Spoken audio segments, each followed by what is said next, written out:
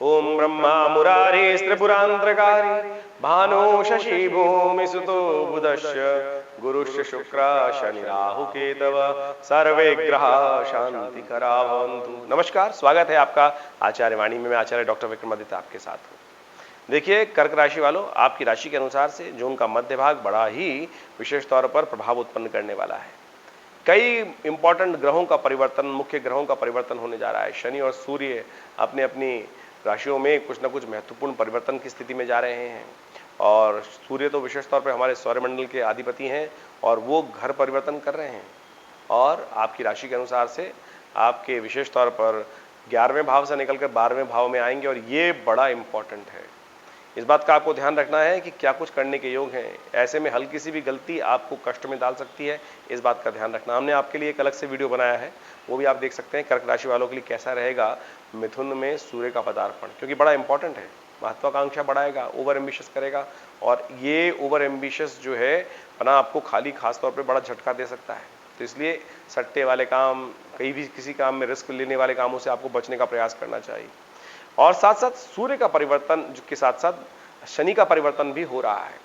शनि अपनी स्वरूप को परिवर्तन कर रहे हैं। शनि जिस प्रकार से मार्गी चल रहे थे और वक्री होंगे, तो उनका जो स्वरूप है वास्तविक तौर पर यह आपको विशेष तौर पर सावधानी के साथ कार्य करने के योग बनाएगा, अन्यथा कहीं ना कहीं सफलता में बाधा उत्पन्न करने के योग बन सकते हैं। इसके लिए भी अलग से एक वीडियो बना हुआ है, वो भी आप समझ लीजिएगा। लेकिन खैर, इन 10 दिनों में विशेष तौर पर क्या कुछ होने के योग हैं, बड़े इंपॉर्टेंट ग्रहों का योग भी साथ साथ बनेगा और महत्वपूर्ण खासतौर पर ऐसे मुहूर्त भी बनेंगे कि जिनका आप लाभ ले सकते हैं। गुप्त नवरात्रि अवसर आने वाला है और ऐसे में भगवती की आराधना कर आप विशेष तौर पर बड़े लाभ की स्थिति बना सकते हैं। और कहा जाता है कि इन गुप्त नवरात्रि, आषाढ़ की गुप्त नवरात्रियों पर जो भगवती की आराधना करते हैं, उनकी गुप्त मनोकामना पूर्ति के लिए भगवती का अद्भुत आशीर्वाद मिलता है। तो ऐसे में बड़ा सुलभ योग भी बनने वाला है।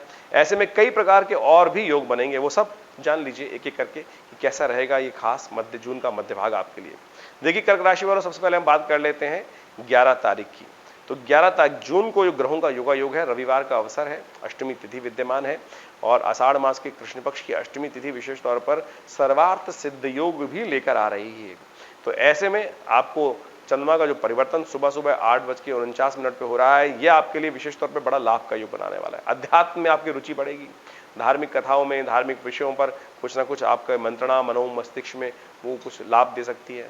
आपका जो सरलता वाला स्वभाव है वो उत्पन्न हो सकता है, लेकिन ऐसे में थोड़ा सावधान रहने की भी जरूरत है।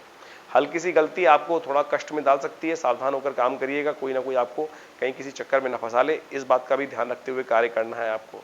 इस वक्त आपका मंगल जो थोड़ा कमजोर चल रहा है, वो विशेष तौर पर बड़ा इंपॉर्टेंट विषय है। वो मंगल का जो योग है शुक्र के साथ, वो किसी जंजाल में आपको न फंसा दे आपकी, और उससे आपको सावधान रहते हुए कार्य करने की जरूरत है।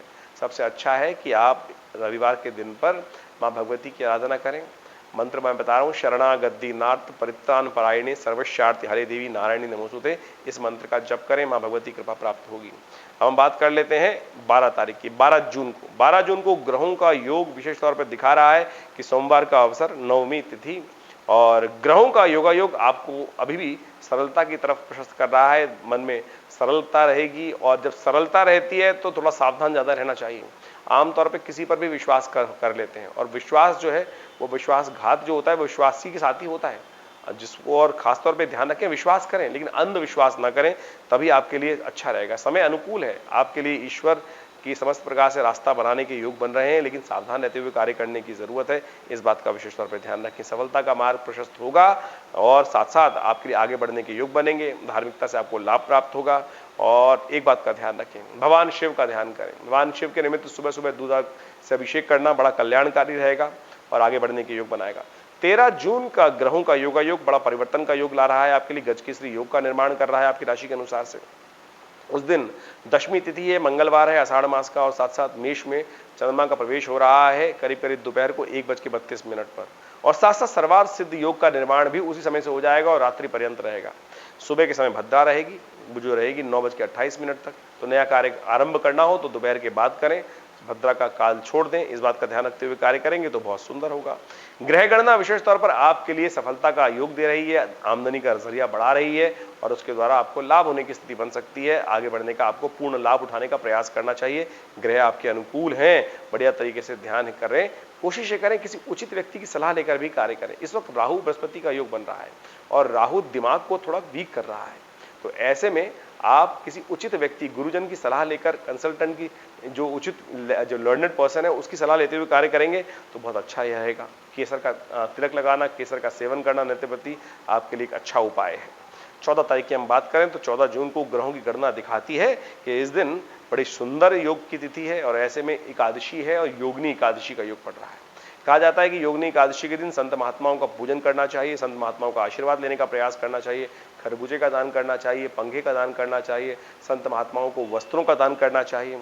और विशेष तौर पे ग्रहों का योगायोग आपके लिए अच्छा लाभकारी स्थिति उत्पन्न कर रहा है और साथ साथ आपको आगे बढ़ने के अवसर भी प्रदान कर रहा है। लेकिन महत्वाकांक्षा से बचते हुए कार्य करने की जरूरत है। कहीं बेकार के महत्वाकांक्षा के चक्कर में कोई लोग आपको आने वाले समय में फंसाने के लिए जाल बना सकते हैं, तो अभी से देखिएगा उनकी बातों में कुछ ना कुछ रास्ता बनता दिखाई दे रहा है, वो आपको कुछ ना कुछ आने वाले समय में कुछ बड़ी परेशानी देने के योग बना सकते हैं। तो अभी से आपको अपने आप को ऐसे व्यक्तियों से दूर करने का प्रयास करना चाहिए। उपाय के तौर पर हमने आपको बताया कि संत महात्माओं का आशीर्वाद लें, भगवान विष्णु के मंदिर में जाकर उनका पूजन करें, उनका चरणामृत ग्रहण करें, आपके कष्ट दूर होंगे। 15 जून की तिथि बहुत ही शुभ है। इस दिन गुरु प्रदोष है, बृहस्पतिवार और प्रदोष का योग पड़ रहा है और साथ साथ संक्रांति का योग है। यह संक्रांति आपके लिए बड़ी महत्वपूर्ण है। शाम को 6:16 पर सूर्य परिवर्तन करेंगे अपने भाव को, 11वें भाव से निकलकर 12वें भाव में आएंगे। ये 12वें भाव में सूर्य का जाना बड़ा इंपॉर्टेंट है आपके लिए। आपको विशेष तौर पर सावधान रहना चाहिए।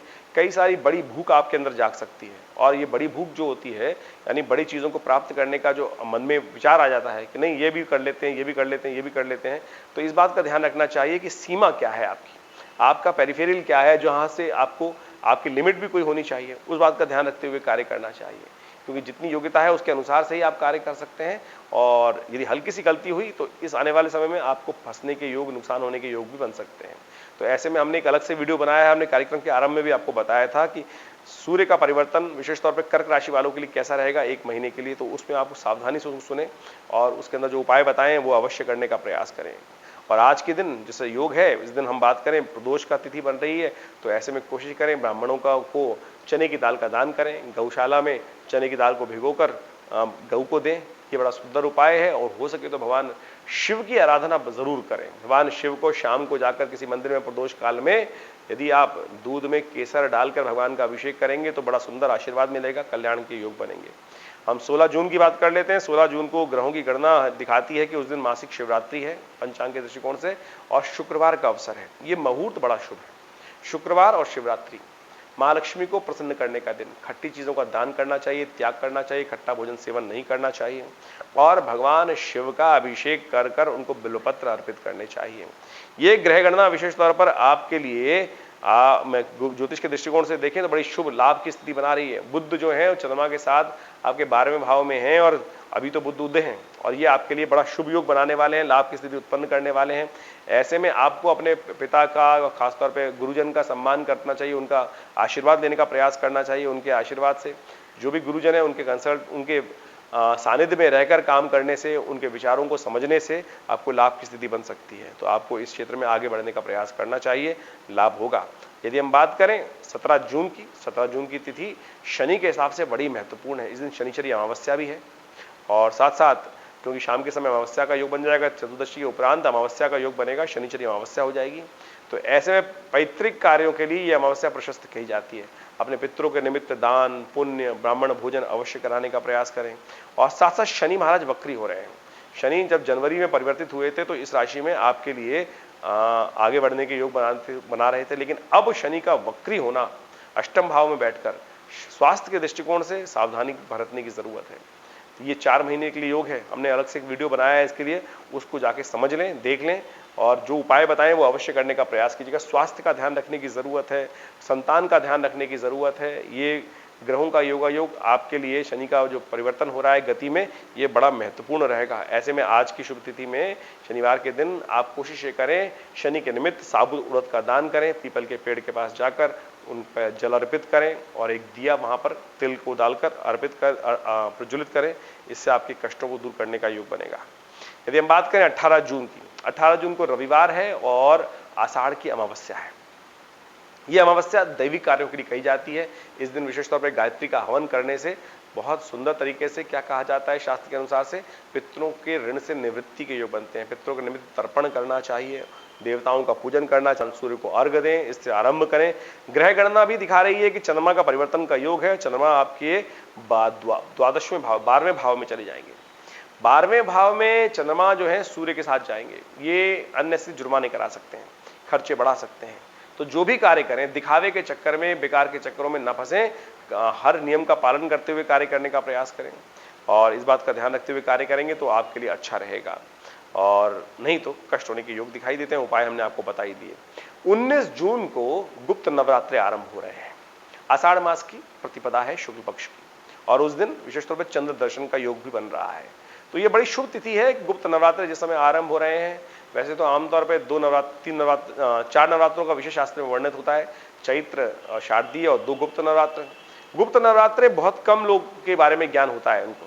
कोशिश करें आपकी गुप्त मनोकामनाओं को पूर्ण करने के लिए, गुप्त रूप से साधना करने से कहा जाता है बड़े प्रकार से भगवती का आशीर्वाद मिलता है। और इस बार तो गुप्त नवरात्रों के दिन चंद्र उदय भी हो जाएंगे प्रतिपदा के दिन, तो ये बड़ी शुभ मुहूर्त की स्थिति दिखाई दे रही है। सोमवार का अवसर और प्रतिपदा, और उस दिन विशेष तौर पर माँ भगवती दुर्गा की आराधना करके आप अपने कष्टों का निवारण करने का योग बना सकते हैं। बृहस्पति, शनि, चंद्रमा का योग, ग्रहों का योग थोड़े से खर्चे बढ़ाने के योग दे रहा है, तो कोशिश करें धर्म कार्य की तरफ अपने आप को लगाने का प्रयास करें, कथा का श्रवण करने का प्रयास करें, माँ भगवती का पूजन करने का प्रयास करें, यह आपके लिए शुभ रहेगा। हमने भी विवेकानंद योगाश्रम में बड़ा सुंदर दुर्गा जी का यज्ञ रखा है। दुर्गा सप्तशती का संपूर्ण 13 अध्यायों का यज्ञ किया जाएगा। उसमें आप भी हमारे विद्वान पंडितों के द्वारा उस यज्ञ में सम्मिलित हो सकते हैं, अपना स्थान आरक्षित करा सकते हैं, और माँ भगवती के दिव्य सानिध्य में, माँ भगवती के दिव्य प्रतिमा जो 1947 में मुल्तान से भगवती का शिव विग्रह हमारे आश्रम में पधारा, वो आज भी प्रतिष्ठित है, और उनके सानिध्य में जो यज्ञ किया जाता है वो मनोकामना सिद्धि के लिए अद्भुत माना जाता है। आप भी